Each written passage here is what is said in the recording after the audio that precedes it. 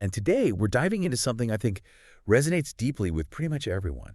It's that profound desire for, financial freedom. Absolutely. Building that comfortable life. Right, a secure life where your time really belongs to you. But let's be honest, the phrase getting rich, it can feel a bit loaded, can't it? It definitely can. It conjures up all sorts of images. Yeah, like risky investments, maybe cutthroat ambition, or some kind of, complex financial wizardry. It can feel daunting, maybe even a bit taboo. We're just completely out of reach for most people. Exactly. But what if the path to genuine wealth and the freedom that comes with it isn't about chasing those quick schemes or some magic bullet? What if it's more foundational? Yes. What if it's about adopting a foundational, almost philosophical, yet intensely practical approach to creating value in the world? That's precisely what we're digging into today. We're embarking on a deep dive into the insights of a really prominent modern thinker, someone who's kind of distilled this complex world of wealth creation into a framework that's surprisingly clear and actionable. Okay, who are we talking about? We're talking about Naval Ravikant. Mhm. We're drawing heavily from the Almanac of Naval Ravikant, but also his various articles, talks, basically his whole philosophy on what it truly means to build wealth. Ah, naval. Right, he has a very distinct take on this. He really does. He sort of strips away all the noise, Yeah. bypasses the fads, the quick fixes, and offers these principles that are, well, they're profound in their simplicity. Simple, but not easy, I suspect. Definitely not easy. They demand a significant, almost counterintuitive shift in how we think about work, about value, and about our own unique contributions. It's a mindset thing, really. Okay, so our mission for this deep dive is clear then. We want to distill Naval's core principles into understandable, actionable nuggets. Exactly. Help you see a clearer path. A more direct path, maybe, to not just piling up money, but building lasting wealth. And crucially, that true freedom. The freedom to control your own time, your own direction, that's the real prize. Yeah. And these steps, like you said, they're conceptually simple, but applying them, that demands a new mindset, a different way of looking at the world and your place in it. It really does. It's about changing your approach. So let's unlock these ideas. Let's challenge some of those common assumptions about wealth and see how they can profoundly apply to your journey, listening right now. Let's do it. Where should we start? Well, for centuries, right, we've kind of been conditioned to believe wealth comes mainly from relentless hard work, or maybe a specialized degree, or, just getting lucky. The standard paths. Grind it out, get the diploma, hope for the best. Exactly. But Naval Ravikant, he just challenges that fundamental assumption. He points us towards something he calls specific knowledge. He says that's the absolute cornerstone of wealth creation. It's fundamental to his whole framework. Now, when I first heard this term specific knowledge, I admit my mind immediately went to okay, so a PhD in quantum physics or some advanced certification in AI, something really technical and hard. That's a common first thought. Yeah. Because we associate knowledge with formal education. Right. But he argues it's not really what you might initially think of as knowledge in that traditional sense. So unpack this for us. What exactly is this specific knowledge, and why is it so utterly crucial for building real wealth? Yeah, it's a fantastic place to start because it really forces you to reorient your entire approach. So, specific knowledge, as Naval defines it, is incredibly unique to an individual. Okay, Anita. Here's the key distinction. It's knowledge that you cannot be trained for. You can't just sign up for a course and get it. Nor can it typically be taught in schools in a standardized way. Ah, okay. So it's not like learning accounting rules or coding syntax from a book. Exactly. This isn't a skill you acquire by following a curriculum or ticking boxes for a certification that thousands, maybe millions of other people also possess. Think of it more like a deeply personal aptitude, almost innate in some ways. Innate. Or developed. Well, maybe a bit of both. It's something you've cultivated, often without even realizing it, through this unique blend of your inherent curiosity, your profound passions, and quite often through activities that feel more like play to you rather than formal, structured instruction. So it's not like getting a general MBA, for example, or becoming a certified project manager. Those are valuable skills, sure, but lots of people can learn them. They're widely available. Precisely. Those are great examples of what Naval would likely call general knowledge. Valuable, yes, but common. Specific knowledge, on the other hand, it often shows up as something that feels like play to you but looks like incredibly hard work to other people. Okay, that's interesting. The play versus work test. That's his brilliant litmus test. Imagine a task or a problem area where you can just dive in for hours, completely lose track of time. It feels almost effortless. You actually find joy in figuring it out, maybe even discovering new angles to it. Like getting totally absorbed in something. Exactly, that flow state. Meanwhile, someone else trying that exact same thing would find it incredibly arduous, maybe confusing, or just utterly exhausting. Right, they'd see it as a chore.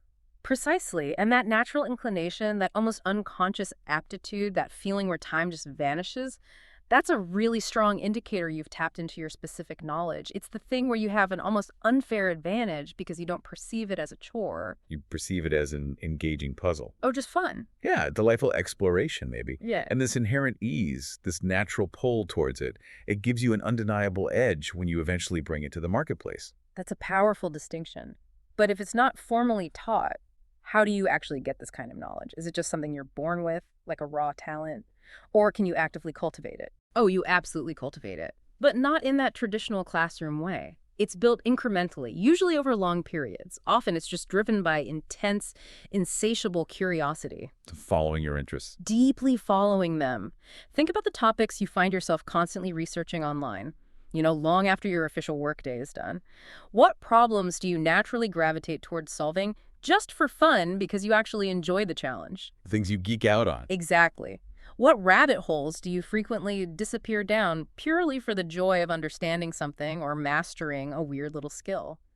It can also be acquired through just really keen observation or maybe informal apprenticeships learning by doing alongside someone who's a master. Less structure, more absorption. Right. Or simply by consistently following what genuinely fascinates you and allowing yourself to explore those fascinations deeply without needing external validation or pressure. It's really about recognizing and then nurturing your unique aptitudes. And you often find these where? Often at the intersection of your personal talents and your genuine fascinations, sometimes in really unexpected combinations. Like what? Give me an example. Okay, maybe someone has a natural knack for understanding really complex data sets. Numbers just make sense to them. But they also have this deep, almost obsessive interest in, say, Renaissance art. Okay, data and old paintings. Seems random. On the surface, yeah. But the intersection of those two seemingly disparate fields could lead to specific knowledge. Maybe in using data analytics to authenticate historical artworks, or perhaps creating unique digital art experiences based on historical patterns. That's something incredibly niche, very hard to teach conventionally, and potentially very valuable. Ah, I see. Combining unrelated interests to create something new. Exactly. That unique blend is where the magic often happens. That makes perfect sense. Okay, so if this specific knowledge is so personal, almost intuitive, why does it lead to wealth? How does something that feels like play to you actually translate into, a significant income or maybe even a fortune? That seems like a big leap. It leads to wealth precisely because it's unique, because it's incredibly difficult to replicate, and because it's not widely available. Think about today's economy. Driven by information, innovation. Right, and bespoke solutions. In that context, specific knowledge is inherently valuable. It becomes the basis for creating original, impactful work that cannot be easily outsourced to someone cheaper, automated by AI, or just turned into a commodity that anyone can offer. Because nobody else can do it quite like you can. Exactly. When you possess knowledge that very few others do, and that knowledge helps solve real, significant problems for a lot of people or create substantial value for others, you become indispensable. Or at least highly sought after. So it lets you escape the rat race. It allows you to escape direct competition, not by fiercely outcompeting others on the same playing field, but by being authentically you, by bringing something unique to the table that only you, with your specific blend of skills, passions, and experiences, can truly offer. Unlike general knowledge. Right. General knowledge, like that widely available academic degree we mentioned, it provides a good baseline. It gets you in the door, maybe. But because it's common, it commands less unique value in terms of actual wealth creation. Specific knowledge, though, is about that niche expertise few others possess. It makes you the rare, valuable resource. Okay, analogy time. Sure. It's maybe like the difference between knowing how to use a hammer, which many, many people can learn to do, versus knowing exactly where and how to strike with that hammer to sculpt an exquisite, unique masterpiece that literally no one else can replicate. That sculptor has specific knowledge. Got it. The mastery is specific, not just the tool use. Okay, here's where it gets really interesting for me, probably for a lot of listeners. If this specific knowledge feels so natural to us, almost like breathing, how do we even identify it in ourselves? That's the tricky part. Yeah, it's hard to recognize what's unique about yourself when it's just you. It's like the classic fish trying to describe water problem. Completely. It requires deliberate effort. And then the second part. How does this seemingly effortless play actually translate into tangible value in the marketplace? How do you make that leap from passion to profit? That's where I think a lot of people might struggle. No, you're absolutely right. That is the million-dollar question, maybe literally. And it absolutely requires deep introspection and a willingness to look beyond those conventional definitions of work and career. So how do you start? What questions should you ask yourself? To identify your specific knowledge, you really need to look inward. Ask yourself some probing questions. What topics do you find yourself constantly researching, even when nobody asks you to, just out of pure fascination? Okay. What discussions do you find you naturally dominate, or what problems do you genuinely enjoy solving, especially the ones that other people actively avoid or find really frustrating? The stuff others dread, but you kind of like. Yes. Also, think about skills you've developed through hobbies or maybe unusual life experiences, even minor obsessions that might not seem professional at first glance. What have you picked up along the way? So look outside the formal resume stuff. Definitely. It often involves a unique blend of skills from different, sometimes seemingly unrelated domains. We talked about the data art example. Maybe another one. Perhaps you've always been fascinated by complex strategic board games, hours spent thinking about tactics. Okay, like a serious Settlers of Catan player. Something like that. But you also happen to have a real knack for clear, persuasive writing. You can explain things well. Right. That specific knowledge, that blend, could manifest as an ability to explain incredibly complex business strategies in a simple, engaging way to executives. That's a highly valuable skill in consulting or maybe content creation for business leaders. Translating complexity simply.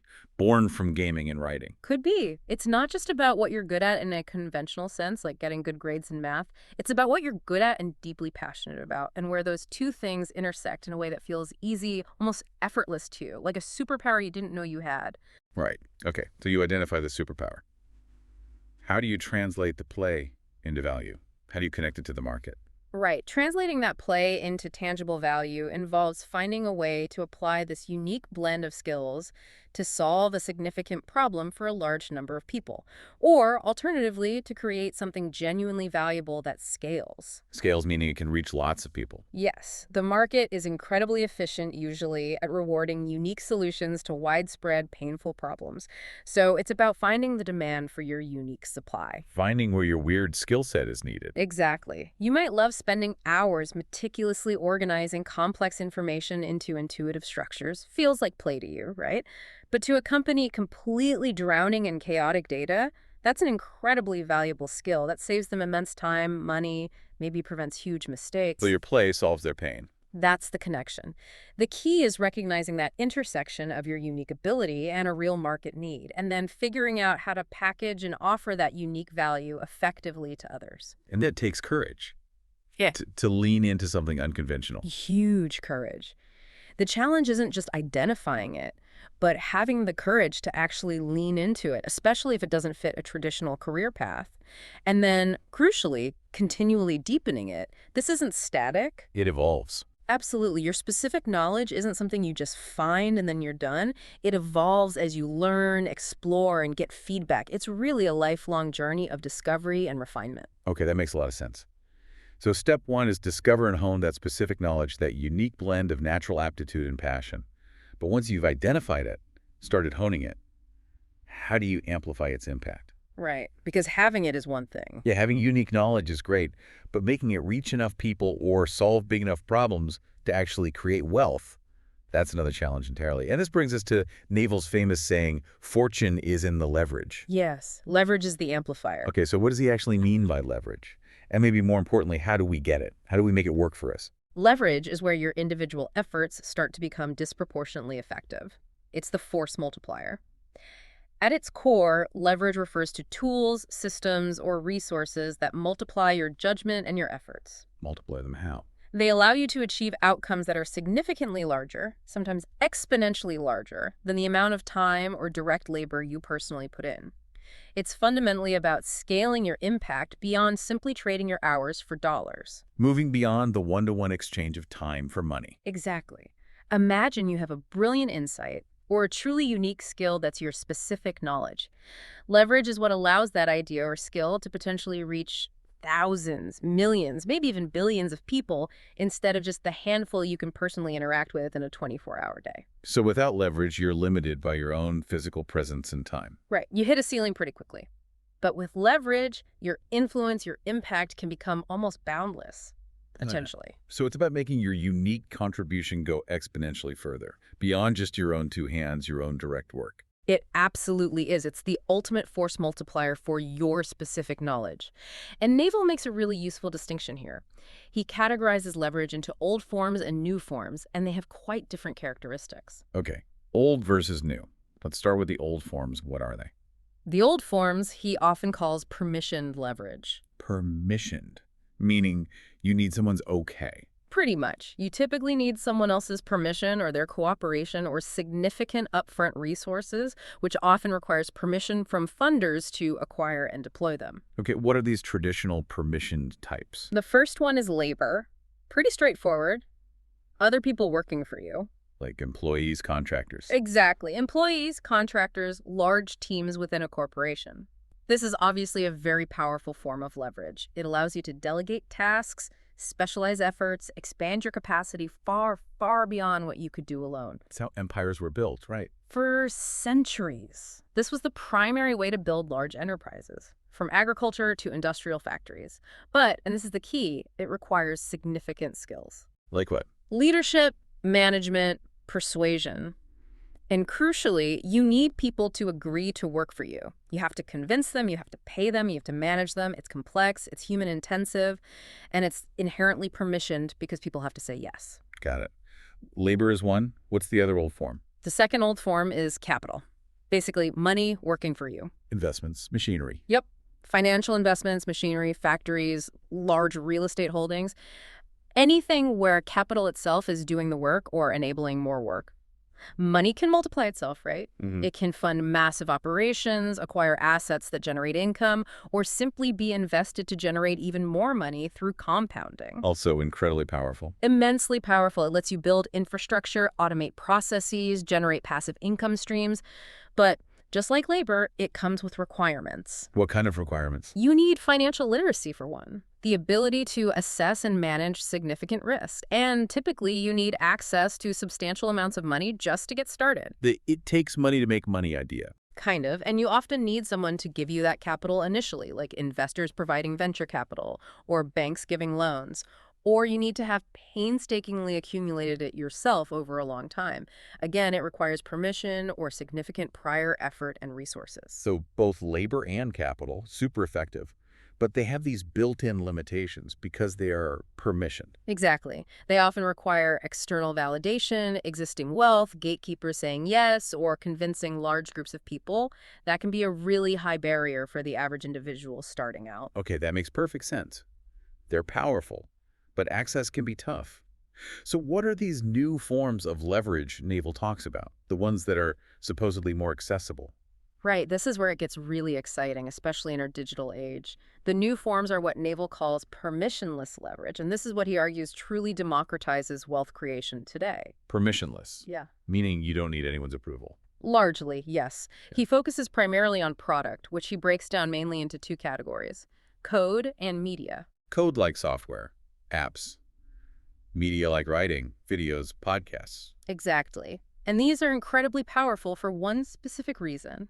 They have what's known as zero marginal cost of replication. Zero marginal cost of replication. Okay, break that down. It means that once you've created the first unit, say, you've written the software code or recorded the podcast episode or written the digital book, you can distribute it to millions, potentially billions of people almost instantly at virtually no additional cost per copy or per listener viewer. Wow. Okay, the cost is all up front in the creation. Mostly, yes. The cost to produce that first unit can be high in terms of your time, effort, maybe some initial investment.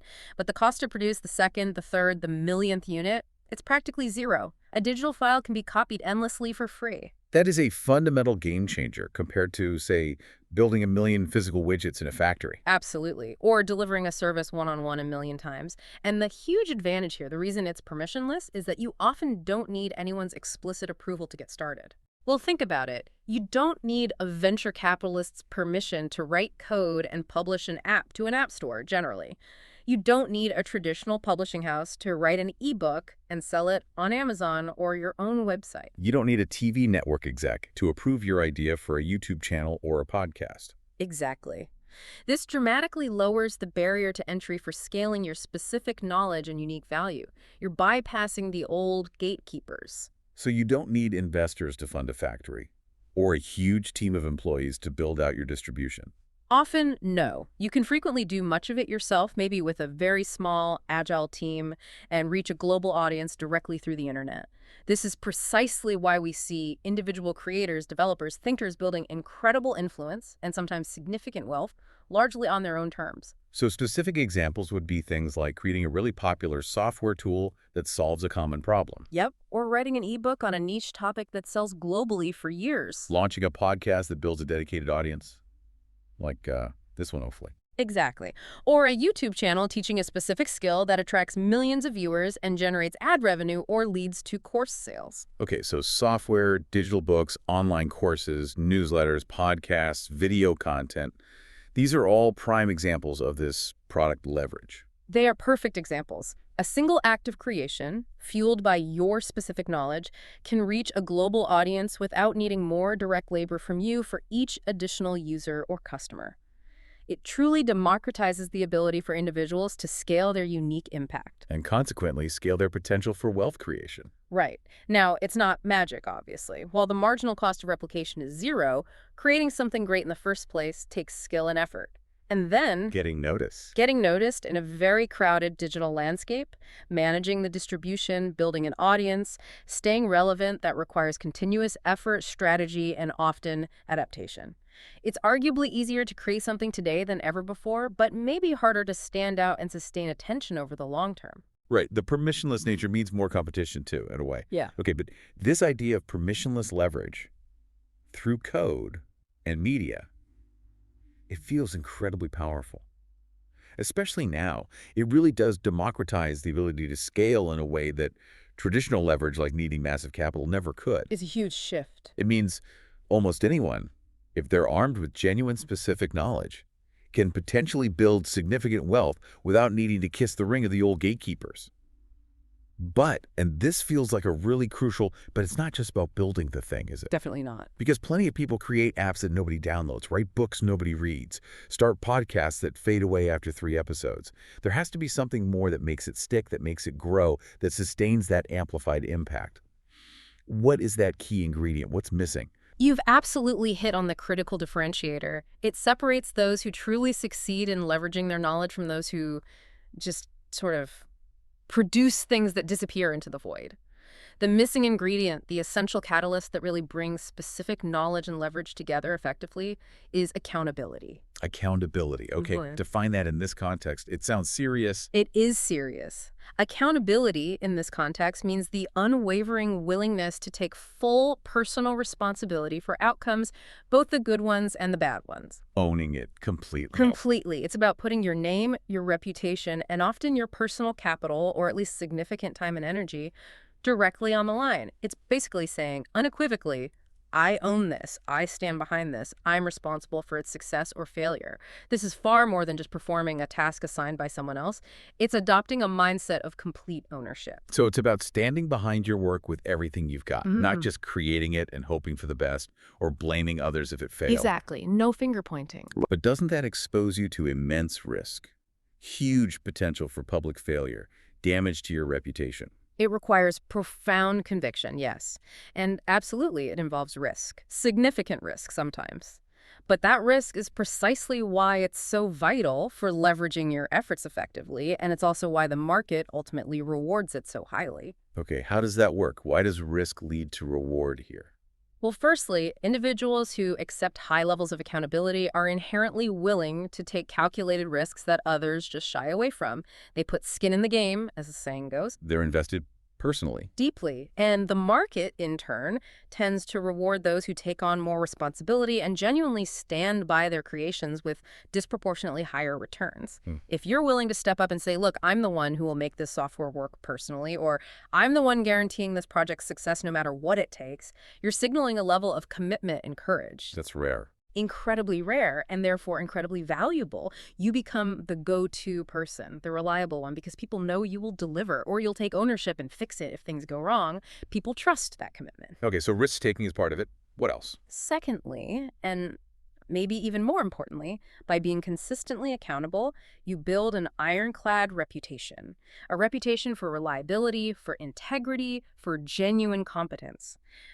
People learn over time that they can implicitly trust you. Trust you with what? With their money, with their time, with their most critical projects. This trust becomes an invaluable asset. It's a form of social capital that compounds just like financial capital does. How does that help leverage? Well, it's vital for attracting financial capital. That's old form leverage, right? Because investors trust you to deliver not just your idea. It's crucial for attracting top talent. That's labor leverage because the best people want to work for and with reliable individuals who take responsibility, not shirk it. And for media leverage, like building an audience. Absolutely fundamental. An audience will only consistently engage with content creators or thought leaders they truly trust. Trust to provide consistent value, trust to be honest, trust to stand by their message, even when it's unpopular. Your reputation, built brick by painstaking brick on accountability, becomes this powerful magnet drawing resources and attention towards you. So it's not just about being good at your specific knowledge thing, but being known as someone who consistently delivers on promises and truly owns the results. It sounds like it's about character, almost more than just capability. Precisely. Character enables capability to flourish and scale. And thirdly, accountability ensures that you apply your specific knowledge with the absolute utmost diligence and commitment. Because your neck is on the line. Basically, yes. When your name, your personal brand, your reputation are directly attached, you tend to put in that extra effort. You do the nuanced thinking, the relentless iteration, the painful self-correction required to ensure what you produce is truly excellent, not just good enough. You sweat the details. You sweat the details because you own the outcome. This level of personal commitment differentiates your output from the vast majority of stuff out there. And here's the interesting part. When things go right, you get the credit, which reinforces trust and opens even more doors for future leverage. And when things go wrong, because they sometimes do. Critically, when they inevitably go wrong sometimes, you take the blame. You own the failure. And paradoxically, doing that authentically and transparently often deepens trust rather than destroying it. It demonstrates character, humility, and a profound willingness to learn, adapt, and improve. It shows you're not just chasing fleeting success, but are deeply invested in the long-term integrity and success of your endeavors. That's counterintuitive, but makes sense. Owning failure builds trust. It really does, if done genuinely. So ultimately, combining your unique specific knowledge with the amplification power of leverage, especially permissionless leverage, all held together under the non-negotiable umbrella of high personal accountability, that's the powerful formula. That's what leads to truly unique results and, consequently, significant financial and personal rewards. It's about earning your fortune by taking real ownership. Okay, wow.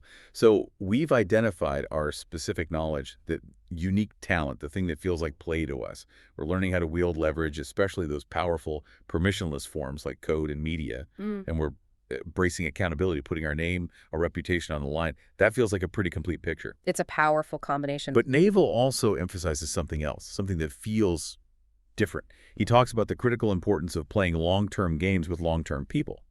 Why is this focus on longevity, on relationships, so crucial for building and sustaining wealth?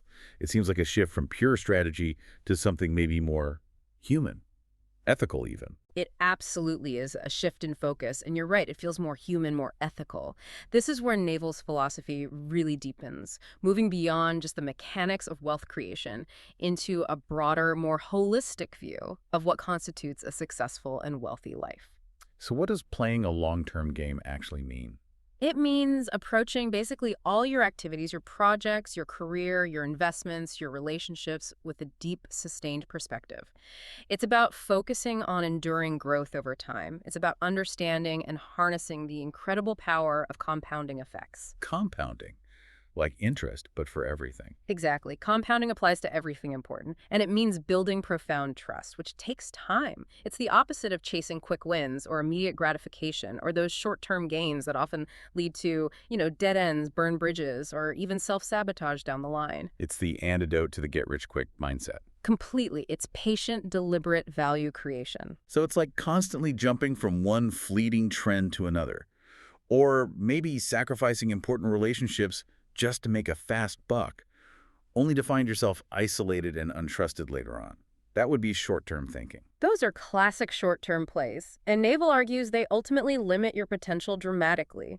The benefits of consistently playing long-term games, on the other hand, are immense, and they touch everything. Okay, like what? What are the big benefits? Firstly, as we touched on, everything that truly creates lasting wealth, whether it's actual financial capital, your professional reputation, your specific knowledge itself, or your deep relationships, it all compounds over time. It builds on itself. Exponentially. Small, consistent efforts, when applied diligently and patiently over years, even decades, can yield absolutely massive results. Results that are simply impossible to achieve in the short term. Think about investing in the stock market. The real magic happens over decades, not months, as returns build on previous returns. Right. Same for skills or reputation. Exactly the same principle applies to building a brand, refining a complex skill set, or cultivating a strong network of trusted collaborators. Each positive interaction, each project delivered well, each bit of knowledge gained doesn't just add, it multiplies your future potential. Okay, compounding is huge. What else? Secondly, and this is maybe the most important part, trust. Real, deep trust and a sterling reputation. They are not built overnight. They can't be bought. They have to be painstakingly forged over countless interactions, shared experiences, promises kept, reliability demonstrated time and time again. It's earned capital. It's earned social and business capital. And deep trust is arguably the ultimate form of leverage in many ways. When people genuinely trust you, your partners, your customers, your employees, your audience collaboration becomes frictionless, deals flow more smoothly, opportunities that are invisible to others suddenly reveal themselves to you. Risks are more readily shared because people trust your judgment and integrity. So trust makes everything easier and opens doors. Everything. It reduces transaction costs, speeds things up, attracts better partners. It's true whether you're building a company, looking for investors, hiring great people, or cultivating an audience for your media. Trust is the essential lubricant, and it only comes from long-term consistency. It's like this invisible asset that just keeps growing and growing, making everything else work better and feel better, probably. Precisely. It is the lubricant for all successful, sustainable ventures. Thirdly, playing long-term games allows you to continuously deepen and refine your specific knowledge. How so? Well, the longer you apply yourself seriously to a domain, the more nuanced your understanding becomes. You start recognizing subtle patterns others miss. You gain wisdom derived from sustained hands-on experience, not just surface-level information gleaned quickly. This continuous learning and refinement make you an increasingly invaluable resource over time. You become the person with deep expertise, not just fleeting familiarity. You become the master, not just the apprentice. In a sense, yes. And finally, think about competition. Short-term thinking often leads people into zero-sum games. Meaning, my win is your loss. Exactly, and that fosters intense, often destructive competition. When everyone's just trying to make a quick buck this quarter, they tend to cut corners, compete aggressively solely on price, prioritize immediate gains over sustainable relationships, and view everyone else primarily as a rival to be beaten. That's a stressful way to operate. Extremely. Long-term games, by contrast, naturally foster win-win scenarios. They attract like-minded, patient collaborators who are interested in building something lasting together. Playing the long game actually reduces competitive pressure because you're fundamentally playing a different, more patient, more value-focused game than the short-term scramblers. It allows for truly innovative solutions that might take time to develop, mature, and build widespread adoption. It's about baking a bigger pie for everyone involved, not just fighting tooth and nail over the existing slices. That makes incredible sense. Building versus extracting. But, okay, here's the practical challenge. We live in a world that often seems to reward instant gratification. Think about social media metrics, quarterly earnings reports, viral trends. Everything pushes for the short term. Yeah. How do you resist that constant pressure? How do you actually commit to playing a long-term game when the incentive seems stacked against it? That is a massive challenge. It requires real internal discipline. And the second part of Naval's phrase, if you're playing a long-term game, Who are these long-term people you want to be playing it with? How do you even find them and know they're the real deal? Right, finding the right partners is the other crucial half of this equation. It absolutely requires significant internal discipline, patience, and discernment. Resisting that constant drumbeat of short-term pressure means actively cultivating patience. It means developing a deep, almost visceral understanding of how compounding works in all domains, not just finance. Trusting the process. Trusting the process over the immediate, visible outcome. Understanding that meaningful progress is often nearly invisible day to day, but utterly transformative decade to decade. It really requires being truly immune, or at least highly resistant, to fleeting trends and the need for constant external validation. You have to trust that consistency, integrity, and delivering real value will eventually win out, even if it doesn't create overnight headlines. That takes serious conviction. It does. As for finding the long-term people, it's about consciously selecting who you associate with. Your partners, your collaborators, your employees, even your close friends. You want to surround yourself with people who also operate with this long-term mindset. What do they look like? How do you spot them? These are individuals who are reliable, consistently trustworthy, genuinely committed to shared success, not just their own, and who clearly prioritize building lasting, positive relationships over fleeting, transactional gains. They understand the value of patience, integrity, reciprocity, and that win-win approach we talked about. How do you know for sure, though? People can talk a good game. You identify them primarily through their actions over time, not just their words. Observe them. Do they consistently follow through on commitments, big and small? Are they genuinely interested in your success and well-being, not just what they can get from you? Do they prioritize honesty and transparency, even when it's difficult or inconvenient? Do they play fair? Look at the track record. Look at the track record. Building relationships with these kinds of people creates this incredibly powerful, resilient, and supportive network. It becomes a positive feedback loop. Trust enables more ambitious opportunities. Successfully navigating those opportunities strengthens the relationships and deepens the trust, which leads to even bigger things. Can you give some concrete examples of playing long-term games? Sure. Think of entrepreneurs who build companies not just for a quick flip, but over decades. They consistently reinvest profits back into the business, they focus on sustainable growth, and they nurture employee relationships based on mutual respect and shared vision. Oh. That's a long-term game. Okay, what else? Or, on a personal level, individuals who consistently invest for retirement month after month, year after year, understanding the profound, almost magical power of compounding interest over 30 or 40 years. That's playing the long game with their finances. Right. Delayed gratification for much bigger reward. Exactly. Or even think about content creators, the ones who build a loyal, engaged audience over many years by consistently providing valuable, authentic content they believe in, rather than just chasing viral trends, clickbait, or shallow engagement hacks. They're building trust and relationships for the long haul. They're beating enduring alliances, not just chasing temporary traffic. That's a great way to put it. It's about building enduring alliances with people who share your values and time horizon. You know, this part, it feels really profound because it shifts the focus. It's not just about what you do, the specific knowledge, the leverage. It's about how you do it with accountability, with integrity, and maybe most importantly, who you do it with those long-term people. The how and the who become just as critical as the what. Yeah. It suggests that true wealth isn't just some destination measured in dollars on a bank statement. It sounds more like a fundamental byproduct of a certain way of living, a way of thinking, and especially a way of relating to other people. That's a beautiful summation. It kind of transforms the whole concept of wealth creation from something potentially cold and transactional to something far more holistic, more ethical, and maybe ultimately more deeply satisfying. I think that's exactly right. And if we connect this to the bigger picture Naval often paints, it really highlights that while wealth certainly involves money, and that money provides immense freedom, which is crucial, his philosophy points towards a much broader concept of wealth. Wealth beyond money. Wealth that absolutely includes freedom of time, deciding what you work on, when, and where. Freedom of location.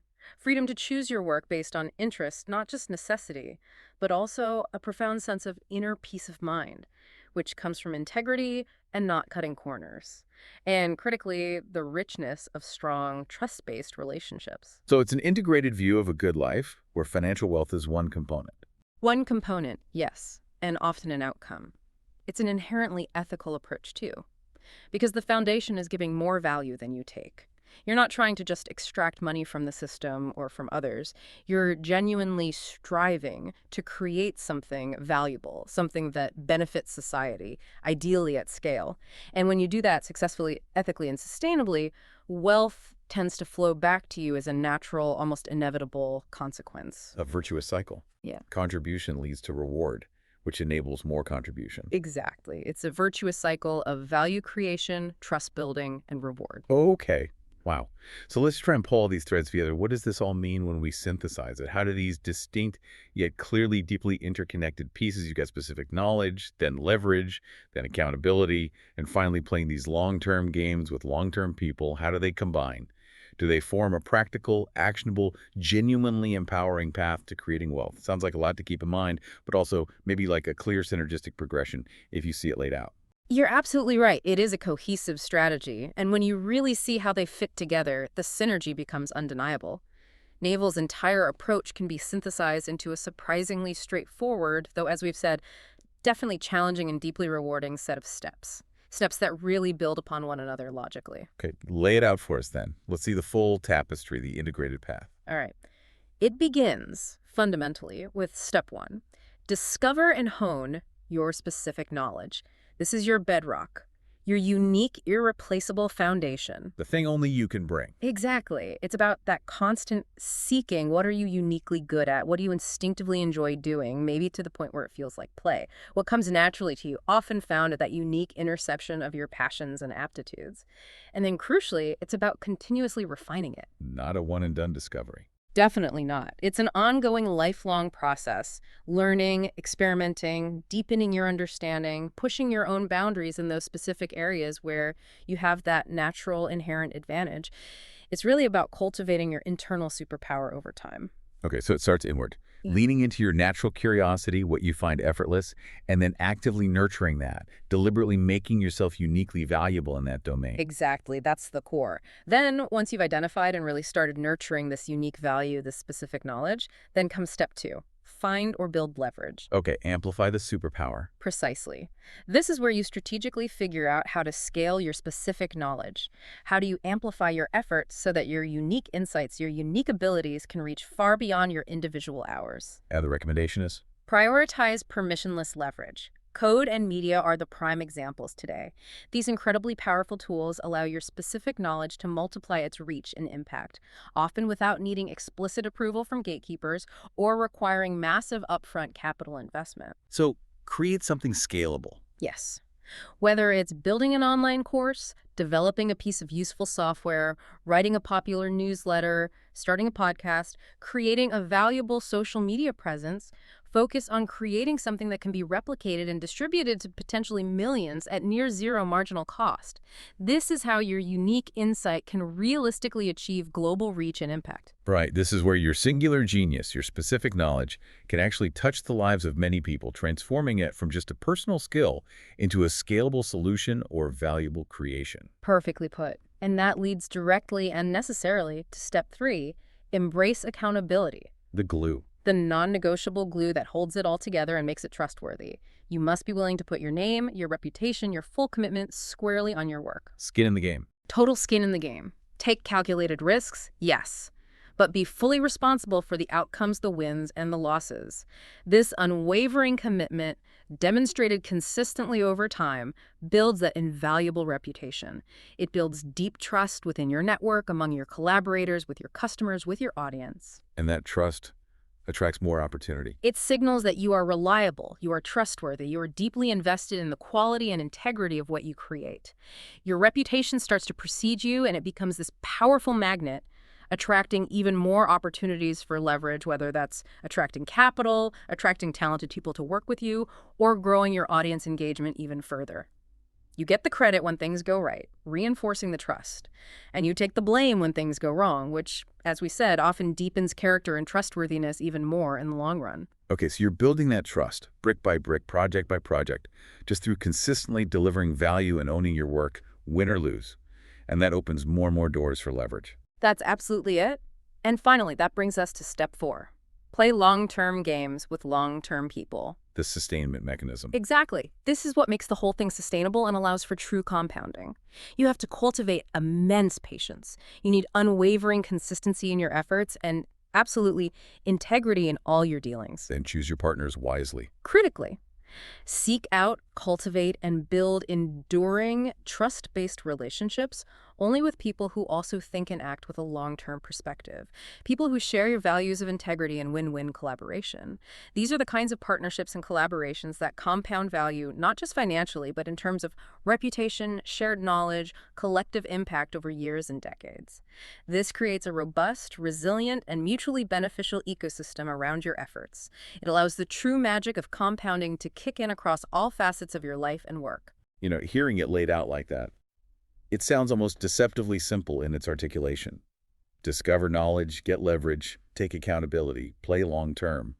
Yet, clearly, each of those steps demands really deep introspection, immense courage, and profound, almost unnatural patience in today's world. Simple concept, difficult execution. That's often the case with profound ideas. Yeah, it feels less like a series of complicated financial maneuvers or needing some kind of insider trading secrets, and much more about a fundamental, perhaps liberating shift in how you view work itself, how you approach relationships, and how you see your own unique contribution to the world. It's an internal shift first and foremost. It really feels like it's about building something sustainable and genuinely valuable from the inside out, based on who you are, rather than just chasing external markers of success like job titles or fancy cars. Indeed. And the overall philosophy underpinning all of this is clear and incredibly powerful. Naval's approach is definitively not about getting lucky, although luck plays a role in everything. Nor is it simply about working harder, logging more hours than the next person. It's a smarter work, leveraged work. It's about systematically solving significant problems for society, ideally at scale. Doing so in a way that is uniquely you, leveraging the incredible tools now available, especially permissionless ones, and doing all of it reliably with unwavering integrity over the very long haul.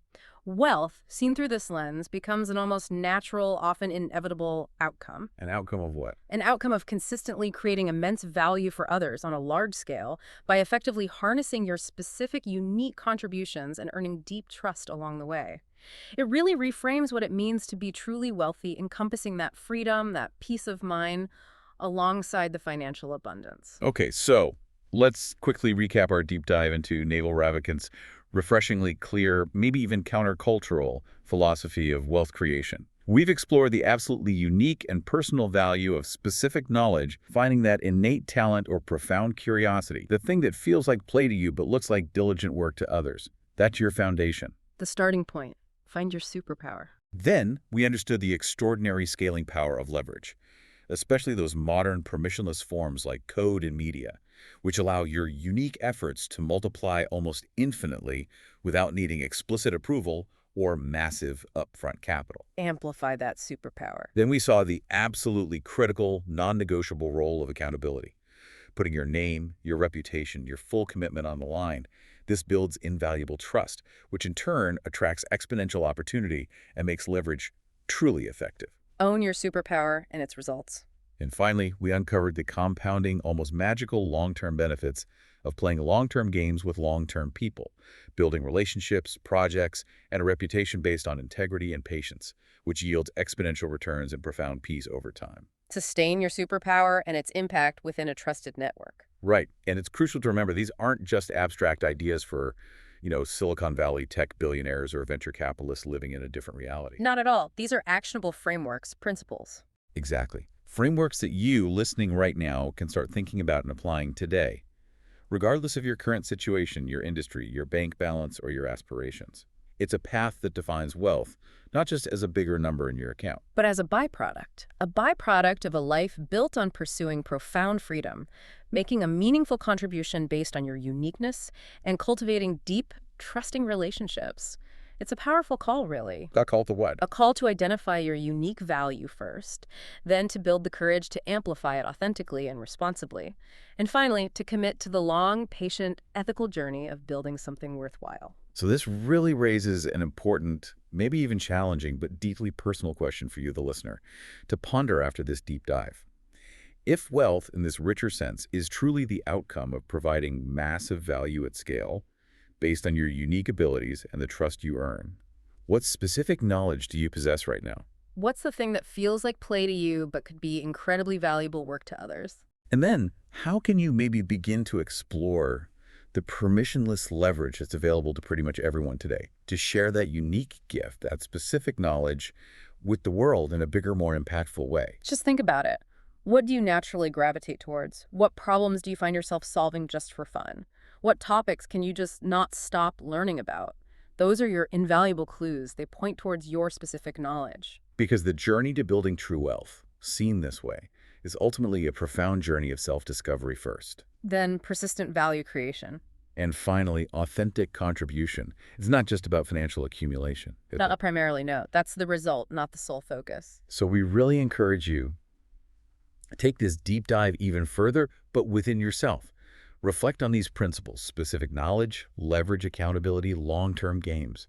See how they resonate with your own unique talents, your passions, your aspirations. Ask yourself, how can I begin to apply even just one of these powerful ideas in my own life? Maybe starting today, maybe in a small way. To unlock not just financial abundance down the road, but perhaps more importantly, that true freedom starting now. Thank you so much for joining us on this really profound exploration. Yeah, lots to think about here. Definitely. We'll see you next time on The Deep Dive.